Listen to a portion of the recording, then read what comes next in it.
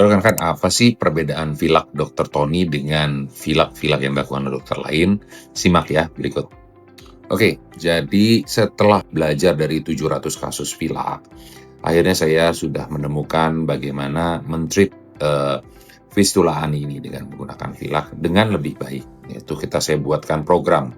Jadi semua harus melalui program itu dulu supaya bisa kita evaluasi. Ya, apa aja programnya? Selain dari teknik operasi, ya yang sudah saya lakukan, ya di mana teknik ini juga cukup detail, ya harus dipelajari dengan seksama karena ada yang dijahit internalnya, ada yang tidak dijahit internalnya. Itu tergantung pada waktu saat kita melakukan laser, ya. Bagaimana kita melakukan shrinkage yang baik, ya, bagaimana kita bisa mengecilkan lubangnya itu dengan sangat baik, itu juga detail saat kita lakukan operasi, ya. Ada yang lubangnya tidak bisa dikecilkan, lalu kita harus melakukan apa.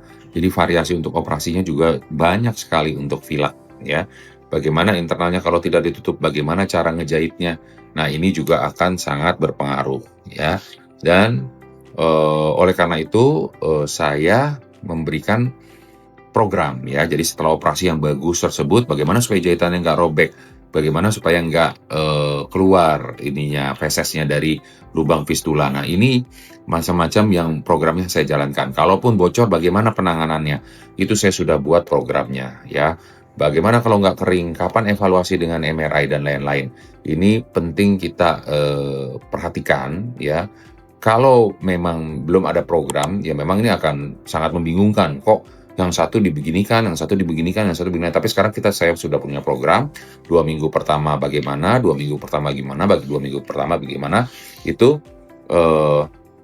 saya share hanya kepada pasien yang sudah operasi Vilak. Karena kalau di-share di sini pun nanti juga nggak akan berguna untuk pasien-pasien yang tidak melakukan Vilak atau Vilaknya tidak dengan saya, mungkin caranya akan berbeda gitu ya. Jadi memang saya share hanya untuk pasien-pasien bagaimana menangani 2 minggu awal di fase inflamasi, bagaimana menangani 2 minggu awal di fase proliferasi, dan bagaimana pada fase granulasi untuk pertumbuhan dan lain-lain. Itu berbeda treatnya, ya. Kita menggunakan substannya apa, semuanya berbeda, ya. Kapan kita gunakan metronidazol, kapan kita gunakan betadine, itu juga waktunya berbeda. Karena itu saya selalu mengedukasi pasien dan saya berikan catatan yang lengkap, harus menjalankan program yang saya berikan. Di samping itu juga saya memonitor, 8 tahun pasien ini saya monitor semua, ya. Saya satukan grup, dan kalau memang masih ada keluhan, silakan komplain, silakan kritik saya, silakan lakukan segala sesuatu, karena saya mau benar-benar menyelesaikan fistula ani ini. Syukur dengan program baru ini, presentasi semakin naik, semakin bagus, semakin bagus.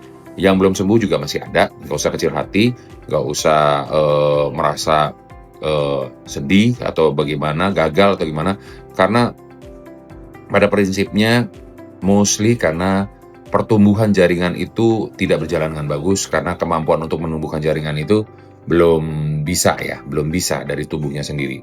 Nah, ini yang saya perbaiki. Kalau untuk operasi, saya rasa semua pasien itu sudah dilakukan operasi yang standar, sama, ya, sehingga kalau ada satu pasien itu tidak bisa sembuh, yang satu pasien lagi ini sembuh, pasti kan ada sesuatu. Nah, ini yang kita cari, dan dengan program itu semua bisa kita teliti, kita bisa lihat. Kalau perlu lakukan kolonoskopi, apakah ada IBD dan lain-lain, lakukan pemeriksaan TBC, melakukan pemeriksaan autoimun dan lain-lain, sehingga kita bisa menyelesaikan fistula ini tuntas dan tidak kambuh-kambuh lagi.